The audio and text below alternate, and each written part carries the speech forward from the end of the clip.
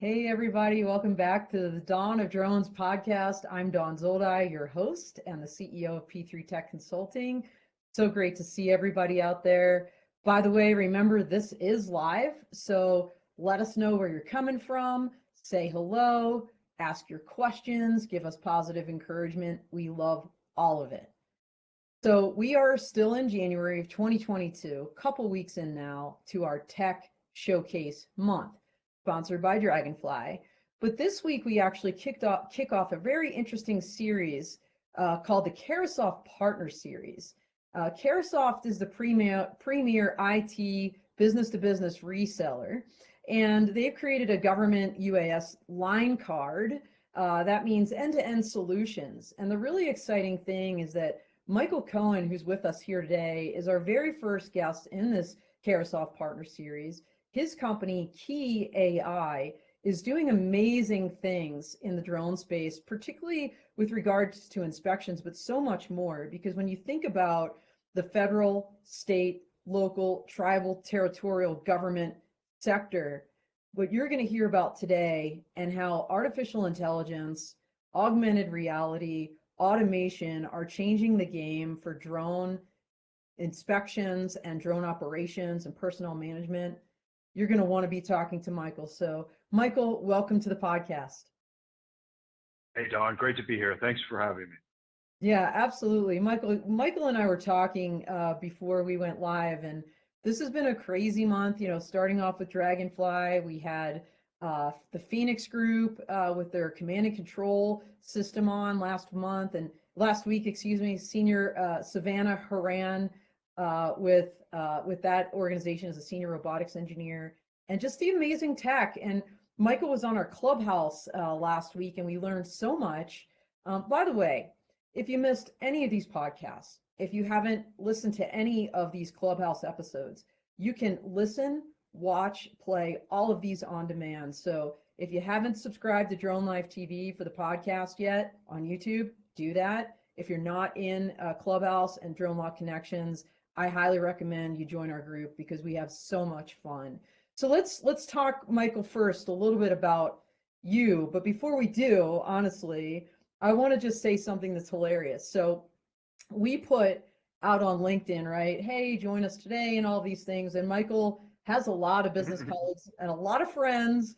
And it was his buddy. I'm trying to find my notes here. It was his buddy Courtland DePank, who said, well, maybe I could be on that podcast, but I don't know if you're going to talk about hair because, clearly Michael has the flowing hair here. Hold on. He said this. So if I could dive into Dawn, we got to deal with this. So on LinkedIn, absolutely. Who I'd love to talk about for a split second, said that this could easily be a hair product podcast rather than a drone podcast. And what I found hysterical about that, first of all, it's a hilarious comment, so thanks, Courtland, is that you thought he was just talking about me. I mean, he's definitely talking about both of us, that we get on here and talk about hair. Like, you're included in that comment, Don. There's no question. Can I get rolling just talking about Courtland? Yeah, well, you can talk about Courtland, but honestly, as much as I'd love to talk about him, I want to talk about you, Michael, because you've got such an interesting background in general aviation. That's where you started. You were, my memory serves correctly, you were inspired with the unmanned, uncrewed aircraft systems world kind of early on, in your career before maybe it was popular with so many others. So why don't you just give us a little bit about that background for those that aren't familiar before we jump maybe into Qii.AI and what you're doing in your company right now? Okay. I'd love to. I'd absolutely love to. I tried hard to talk about Courtland rather than myself, but okay, you're the boss. I spent about 20 years in manned aviation. So I finished my flying career as a Boeing captain, working for an airline. I've lived and worked in Africa and Europe and here in North America. And I felt like I'd really done a lot in that industry. I had a very, very lucky 20 years, and I always wanted to start a company. And so a friend of mine started in drones in like 2011, 2012, literally like brought it into my home, parked this big ugly thing with lots of wires and batteries hanging off of it. And it was an experience that was like looking like those who must have saw the first cell phones, like our smartphones, of like just, this is going to be huge. And we just sat and talked about applications and the way, and at this point, it was just really carrying a camera for film and television, right? And there was a little bit of talk about agriculture and that sort of stuff. So if I accelerate ahead, in 2014, we started our company. June 1st, 2014, we went operational in Canada for building inspections. So drones, thermal cameras, imaging buildings at night for energy loss. And we did it coast to coast in Canada. We couldn't enter the US market because you couldn't fly drones commercially. I mean, if you remember that, I mean, a lot of the people listening remember that. There was a point. Exactly. I mean, you had, Section 333, which was, I think, a very painful process for so many people. And it wasn't until 2016 that Part 107 was actually promulgated and passed. So, yeah, absolutely. So you start in Canada for this reason. So we started in Canada. And, shortly into that journey, we were collecting, each building was like 3 to 5 gigabytes of 3,000 photographs. And we understood very quickly, we had this internal business need, but we understood very much that there was a great opportunity in data management, in data analytics, in remote digital inspections. It's so interesting to go back to these discussions in 2015 about like, how do you make the in-office or at-home experience as compelling for an inspector or engineer as in the field, as actually like hanging off of something like an oil tank. And then you accelerate to COVID and it's like, we just had no idea about what was coming. Absolutely. So, Michael, not to put too fine a point on it, but I kind of remember when we spoke last that, we were talking a little bit about the regulatory challenges in the United States, but in about the 2015 arena, about, year or so into your business, is that when you got the first night waiver? So I think we did the very first night application in Canada in 2014. Roger. But that's the regulator in Canada just doesn't record those sorts of things. So but I believe that's the case. But we definitely went and worked with the FAA through like end of 15 through 16, and like halfway through 2017 to get the very first night waiver under 333. So we hold that. I mean, it was a real accomplishment. It was sort of a highlight of my career. It was like CNBC reporter called me at like 5:30. I was leaving the office, going to dinner. He's like, "Is it true, Michael?" My response was, "Is what true?" Like, yeah. And at that point, it's like, you got the wrong Michael Cohen. Like, yeah, when a CNBC or CNN calls, like when CNN like reached out to me a couple months ago, I got this email. I'm like, is this a joke? Like, really? I'm like, is this somebody punking me right now? So that's so cool that you got that notoriety so early into your business. I want to ask you this too, because I don't want to really skip over this. I think this is really significant. So many, folks in the drone industry watch this, not just in the ecosystem, but a lot of drone pilots. Like, before you go, who's out there right now, by the way, before you go as a regular and saying here they're in Ouray, Colorado for a week mapping for the Department of the Interior, actually using a Matrice 300, which is interesting.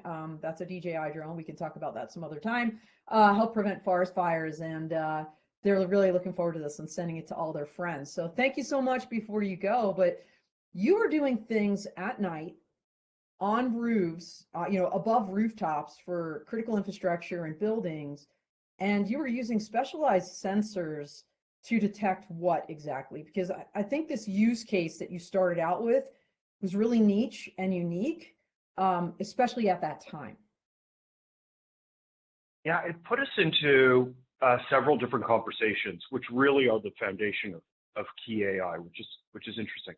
So we started out at that time in 2014 with a drone called the Ariane Labs. Even the oldest one was Scout, then it was Sky Ranger. It was tablet driven. So it meant you could program it above a building at night, which is the only way we could get regulatory approval. You had to take the stick and rudder out of the thing. It put us into imaging big structures that were really similar, like buildings.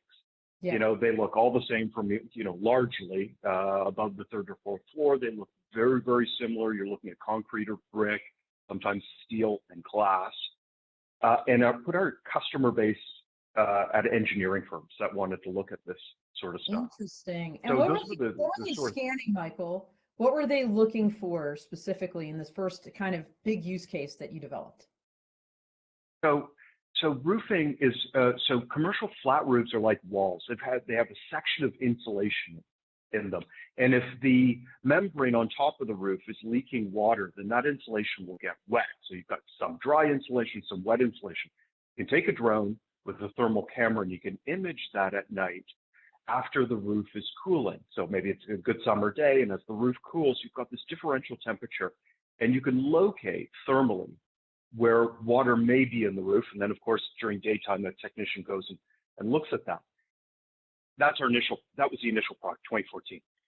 Then if you can go look at the top of roofs, then everyone's really interested in looking at the walls and where windows are leaking energy and where joints are leaking energy, water's getting in, air's getting out, all that sort of stuff. Yeah. So that's so cool that like some of the initial work that you did in your company was all about kind of environmental sustainability, which when you think about where we are today in the world, and especially in the drone arena, that is such a huge application. And I'll call you a pioneer in this. And what I would love to do, Michael, with your permission, I think we have a really amazing video that introduces the technology that you bring to the table. Do you want to roll that now? Sure, of With course, Qii.AI, we approach AI in the inspection workflow differently. Everything begins with organizing your data by assets and inspections, which is a necessary component for analysis. Our AI acts as an assistant to the user, creating efficiency and increased accuracy, working away at the low-value dirty work so the user can be freed up on the highest value tasks. We've built 3D digital twin navigation coordinated with 2D visual data to reveal true reality. You can mark up directly within your data and create a permanent record. We use every interaction with Qii to improve the performance of your model. And we're able to leverage a small amount of data to seamlessly start customizing your inspection AI.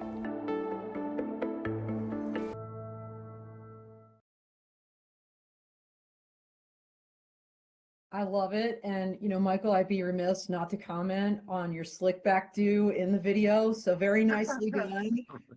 With a shout out to Pink again for, you know, the hair commentary. But, you know, AI is such a large part of what you do. I think you talked about even these first use cases, you realized you're grabbing thousands of image in any one operation, right? Any one job.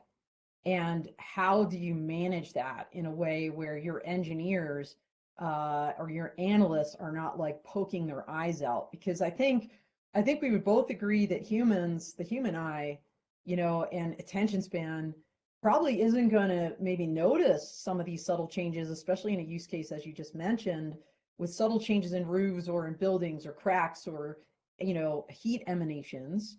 So how did kind of this transformation of your company more onto the digital platform and the focus on artificial intelligence? Tell us a little bit about that journey and how that came about. Well, you know, if I could, Dawn, it's a human interest story. So I'm going to start there. When I launched the company, I very deliberately wanted to get into academia. I knew that we wanted to get into research and we wanted to get close to academia. And so I launched a research about a 6-month research project at a Toronto-based university called York University.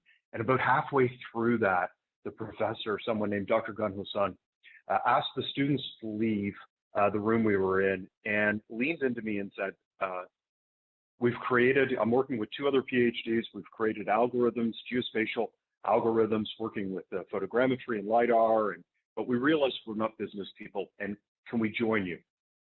And that was like this incredibly pivotal moment. Like that was like the soundtrack playing in the back of your head. Like it wasn't. It is. Yes, I could hear it. Yes. I could hear. It was, I could hear the It music. was James Brown. I feel good. Like it was big. And so we brought on 3 PhDs under the leadership of brilliant Dr. Cohen, who's we're 7-year partners. And it just took the company in a new direction. We immediately stopped talking about how to build the services, and we started working on data analytics, data management, that sort of stuff. We understood there was a couple of problems right off the bat. One, just simply managing data. Like anyone who's tried to manage their photos, like out on their home desktop, or manage their playlists, that sort of thing. Or their emails. Pardon me? Or their emails. Like my computer is. Or yeah, like anything that's all built, So you've got these like 5 gigabyte data sets. You're doing a whole bunch of stuff in the field. The drone value prop is working because it's working against traditional, costly, and dangerous things. But how do you manage this stuff? Get it into a single source, sort it, label it, all of that sort of stuff was just this initial problem that we had to solve. But then it becomes very much more interesting. If you've got 5,000 photographs, what the user wants to see is the best photographs. So how do you sort through those? Well, you got to pull a human out of the loop because that's crazy. You can't sit and leave. So you have to create ways in which algorithms can look at camera position, can look at lighting, can look at things, attributes of photos, and start throwing those to the user. Says, don't look at these 5,000. We want you to look at these 20 because they're the absolute best. And by the way, they're not only the best, but they're a holistic 360-degree view of the asset. So that's just running in the background of Qii.AI. Wow. And then if you go like a little bit deeper, then what you want to do is you want to find some of the attributes that are on the asset that are interesting. So sometimes inspectors want to look at the safety equipment, or they want to look at particular valves, those sorts of things. And then if you go a step further, then obviously finding problems is huge. So you want to look through, so you go 5,000 photographs, you want to get down to a select few, but you want to look through all 5,000 and you want to find problems. And that's really a Qii.AI we're focused on. How do you supply efficiently the inspector or engineer with a small amount of really compelling data that shows them what they want? Yeah, so you're leveraging artificial intelligence, machine learning, and it's very specifically like visual learning, right? Visual AI, at least on the front end. Absolutely. So for us, this is all just like, it's fascinating. It all comes from our learning experience, like in the trenches, for sure. But our mantra at Qii.AI is label, train, and manage. So the very first piece is providing a labeling platform for the user. So when an engineer sits down to review something like concrete dam, he's going to predict things like cracks in concrete, right? Really, really compelling use case for the drone market. And it's going to use computer vision to look through the imagery and say, look, to the engineer, this is a crack. It's going to outline that crack. And so what we do is we engage the user to define the label. We call it user defined, or putting AI at the edge, so in the hands of the user. And the user can do a couple of things. One, they're going to label it on severity and what it is, because they're the best people, the subject matter experts. It's their business, right? So presumably they can identify, because AI and what you're talking about, Michael, it's kind of a smart system. It's going to learn, it's going to grow and learn from itself, if you will. And the more data you put in, the more information, and the more you can label it and kind of neck that down of what's important, what does a crack look like, the better, I would assume. And who better than the people, like you said, at the edge, the people who are employing this that know, whether it's a construction company, whether it's, an engineering firm, as you mentioned, architects. That's spectacular. So that's the first piece, this labeling part. The first piece is labeling. You're absolutely right. The label's hugely important, but the segmentation of the thing. So telling exactly what telling the computer exactly what is a crack and isn't a crack. We allow the user to interact with that because that's quality of data. Yeah. Really, really important. Just doing boundary boxes around things like this whole area, there's a crack inside. Right. Garbage in, garbage out sort of stuff. So we engage it at a labeling first stage with the user. And then, of course, we send it off for training. So that's machine learning. I think everyone kind of understands that. The more data in, the more good data in, the better the outcomes on predictions are for future operations, right? So for future use. Yeah, so basically the training data is created by the subject matter experts themselves. Can't get better than that. You can't get better than that. And I'll tell you just very quickly, we learned from the trenches. We tried to pay corrosion experts, crack experts, inspectors, engineers. We tried to find them. You can't hire them. If you do find them, they're incredibly expensive. And sitting down and creating, annotating, segmenting, labeling, corrosion data, and crack data and concrete, all that stuff is like, it's mind-numbing. They become suicidal. It's impossible. And the variations, and what you can imagine is like the variations. Let me just give you one example. The offshore corrosion people, and let me blow your mind, rust and corrosion are two different things. The offshore corrosion people speak a totally different language than the onshore corrosion people, right? It's just a different problem, right? So if you're trying to, yeah, it's a completely different environment with the salt and the air and imagine, yeah. So we go label, we go train, and then manage. And we think about manage in terms of data. We manage data and we manage users. So one, you got to manage data. You got to be able to look and review data. You got to be able to create reports, and you got to be able to disseminate and collaborate, right? And I think that value prop is probably really well known to this audience. Yes. People meeting remotely around a 3D digital twin, looking at anomaly markups, that sort of thing, and disseminating. And then, of course, user management. One of the things that we discovered really early on was, you've got the inspection location, you've got the inspection crew, like data crew, going out and flying it. You've got an engineering company that's going to review all of this. And by the way, they're in a different country. Wow. And then the report's got to get to an insurance company. And by the way, they're in an entirely different location. So if you think about like Dropbox user functionality, like how do you get one group of stakeholders into one asset set for one particular purpose while you've got all these other users looking at other things? So user management's a really big piece for us. And so on that front end, you kind of two prongs to user management. This first of kind of the stakeholder sharing, if you will. And Michael, this is a cloud-based software, right? That puts all stakeholders on kind of one single meeting point to have the same information in near real time. Yeah, absolutely. So you've got, if you just take a typical workflow in Qi.AI, you've got someone goes out to image a bridge, use drones, 10 gigabyte data set. That drone team can upload it only.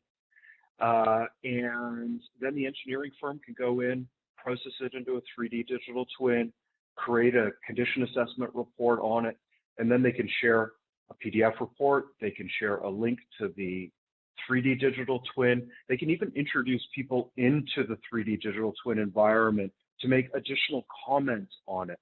So if you found a bunch of problems, you need to get it over to the team that's going to fix those problems. You can get the team into that environment as well. So we think about reporting, digitally and cloud-based rather than just PDF sort of stuff.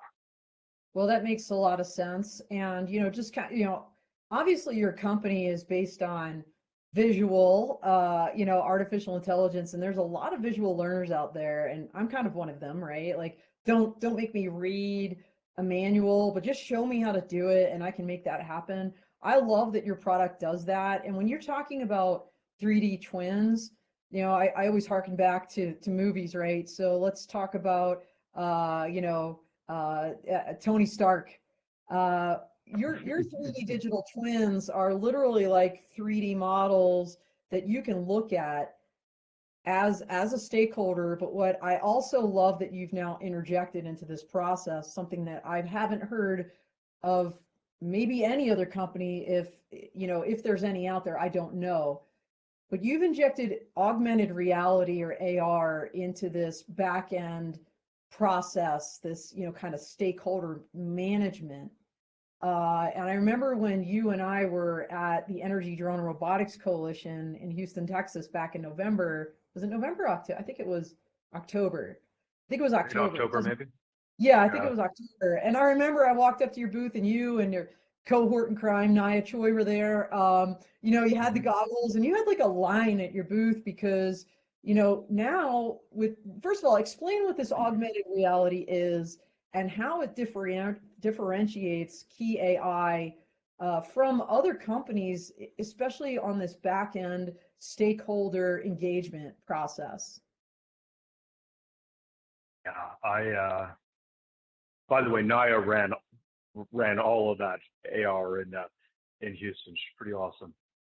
Our mission is to create this digital experience around industrial inspections, right? So get out of dangerous places, reduce costs, Yep. increase inspections, because if you increase inspections, you're able to increase asset performance. And this aligns with all kinds of things that we need to do, like decarbonization, right? So you've got all of that sort of mission. And this is incredibly hard because you've got to make, we think about our competition as an engineer's sense of touch. They want to reach out and touch something, right?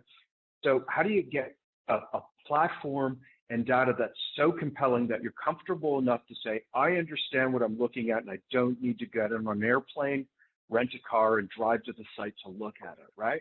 Yeah. And we just have this, we have this affliction. Yeah, exactly. We have this affliction at Qi.AI. You think about thermal building inspections in 2014, right? Like we're doing the same thing. We have this cultural affliction of just, let's go too early. Let's leave, let's do bonkers things and we'll figure out commercialization on some part of it. And that's our Tony Stark idea. When I asked the team, what do you want to work on?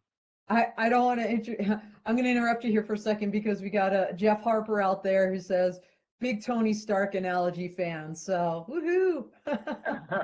So that's Jeff Harper. He's a front end developer with us. He's absolutely brilliant. He creates our digital twins and links them to 2D, works more in AI now than I think the guy ever thought he was. Wow. And so I asked the team, when you've got engineers that are working on this sort of stuff and you've got AI scientists on the team, you can't sit back because their growth mindset is like, they're going 90 miles an hour, right? And so we decided to create Qi Labs. That was to donate a portion of our time, like 20% of our time, on just stuff that was like super fun, engaging, professionally developing. And Jeff in one meeting, I said, what do you want to do? He said, Tony Stark. So we decided to go into the AR environment. We know we're early on this industrial inspections. I'm going to interrupt you again, Michael, because what you just said is, I think, so hugely important. We don't talk about this enough, I think. I do on my Patreon. And for those, I hope if you haven't joined my Patreon yet, you will. We do bonus footage. It's all about leadership. And what you just said there, I would love to foot stomp, just given my background in the military and working at the Air Force Academy Center for Character and Leadership Development. You just said you wanted to engage your employees and you asked them what would be fun. And you've now created this Qi Labs and have dedicated 20% of effort to doing things that your employees think would be cool and fun. And I'm just, look, there's my heart. That's amazing because that is leadership 101. And, look, the bottom line is it's working because out of that, you've created this incredible augmented reality platform to look at these digital twins and the inspection data on the back end. What I would love to do, if you're cool with it, is go ahead and roll that video where you have a little video about your AR product. Cool. All right, let's roll. Yeah. Thanks, Don.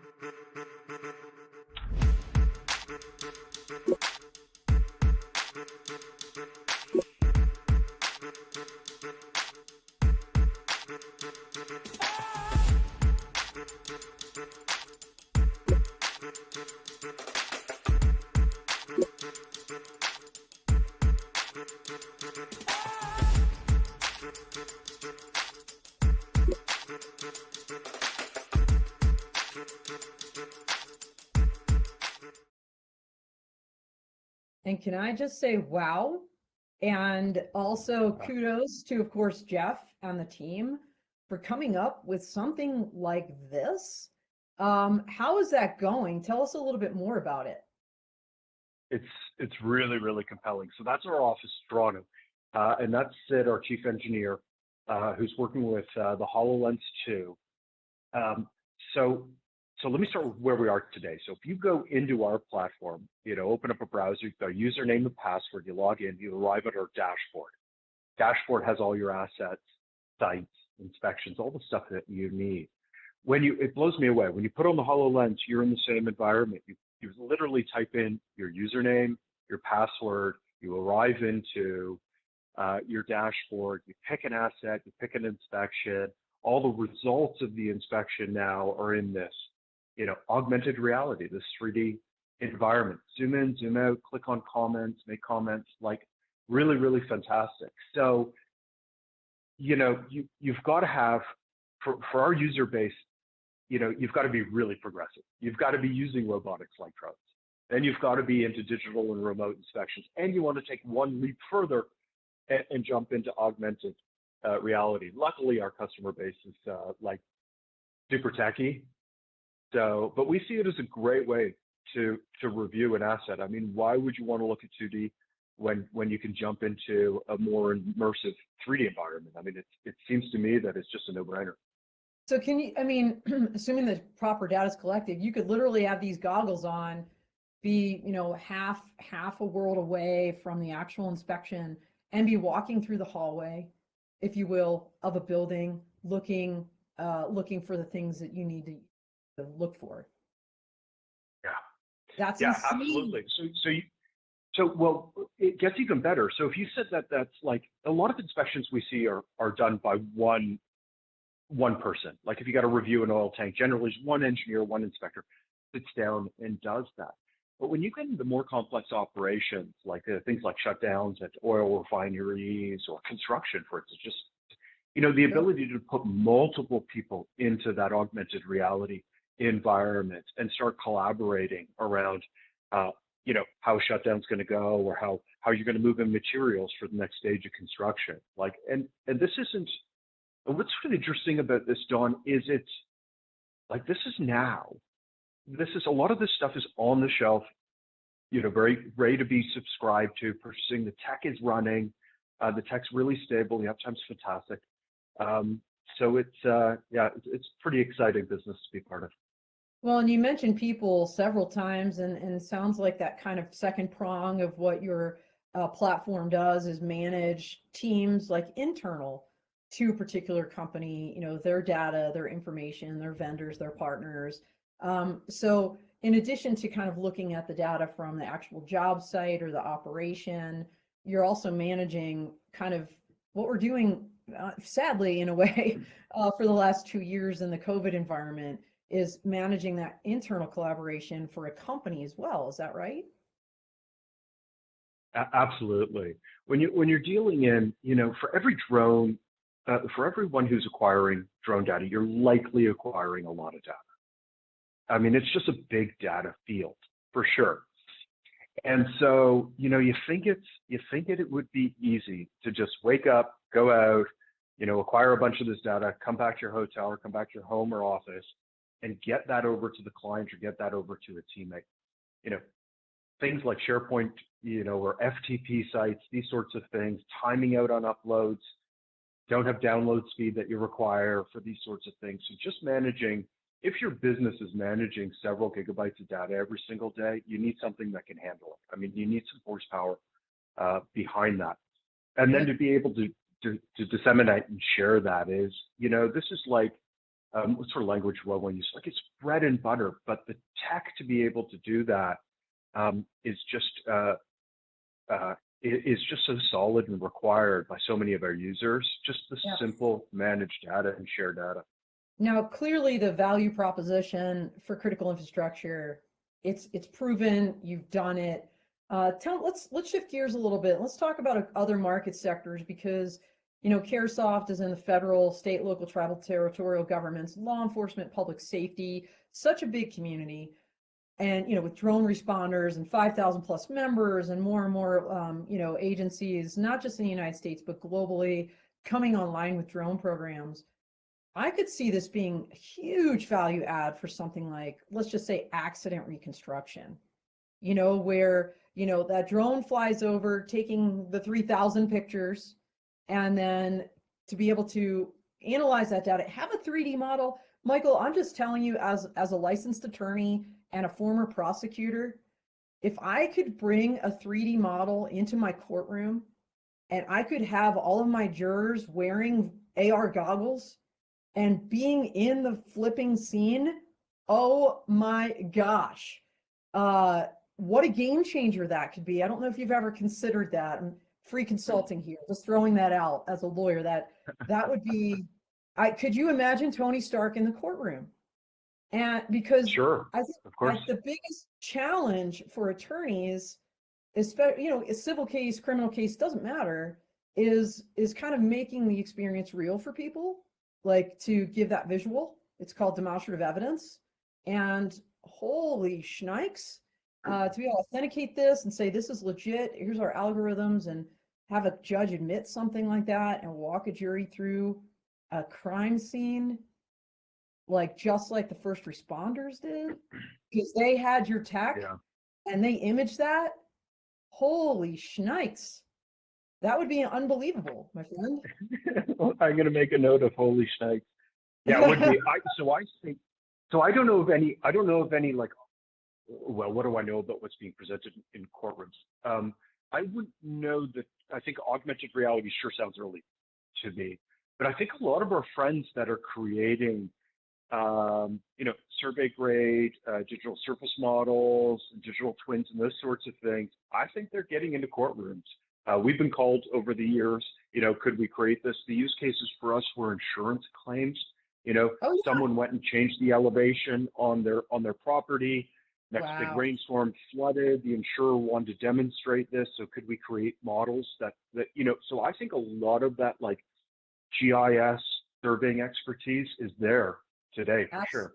Absolutely. And speaking of which, I'm super excited to see you and Naya here in my home state, Colorado. I know like February 5th and 6th is the Geo Week that's going to be up at the Denver Convention Center. So I'm looking forward to meeting you, seeing you again in person, and this GIS application and how you've embraced it and kind of made data king, as we talked about with Camshell and Dragonfly. I mean, this is like incredible. So I'm excited to see you guys again. I want to pivot. We only have a couple minutes left. I want to talk for a second, and I don't want to gloss over this because, your leadership is very apparent, and your thought leadership, I think, is something that I would like to really foot stomp to. Not only did you create Qii Labs, but you also have kind of a tech talks. I don't know if it's a webinar, blog, podcast of your own. You have a blog on your website. I love that you've done that. Not every company does. And it sounds like maybe it goes back to your origins and the birth of this idea of data and making it a big part of your company at university, when your company, this idea was born. So if you could tell us a little bit about your thought leadership, kind of, I'll call them venues that people can tap into, because I want people, when they hang up from here, number one, to be able to find you. Okay. And number two, to be able to keep plugging in and seeing what you're up to next. So tell us a little bit about those. Well, so where you find us is Qii.AI, and in there you're going to see Qii Labs, which is this portion that we dedicate to just really doing really cool stuff. And then sections of that, we do a tech talk series. We're on a break right now, but essentially it's each team member, I think on a Thursday morning at one of our stand-ups, takes 2 to 10 minutes, however long they want, and they present something of interest to them. The game rules are really, really simple. Don't make it burdensome on yourself. Go as deep into it if you want. Don't do a PowerPoint slide. Do a PowerPoint slide. You want to throw up a 30-second video because you just think it's cool, throw it up and have fun. And what ended up emerging was maybe a little competitiveness with my team, which is go figure, right? As you just started to see more and more great content, right? Yeah. Like, yeah, you had blockchain presented, the chip shortage, like people going into deep subject matter stuff that they really enjoyed. And what we were doing is creating this great learning. Here's the thing about, if you're going to create if I could speak as an entrepreneur for a second, if you're going to create a Qii.AI type of company, right? You're going to do all this like 3D, 2D, computer vision, machine learning, augmented reality. You need really talented people. So you need to engage big thinkers with really serious skill sets. And where I spend a lot of my time is just thinking about how do you engage those people so that they want to continue with this team. Because when you work on Qii.AI after a couple of years, your CV actually is really good.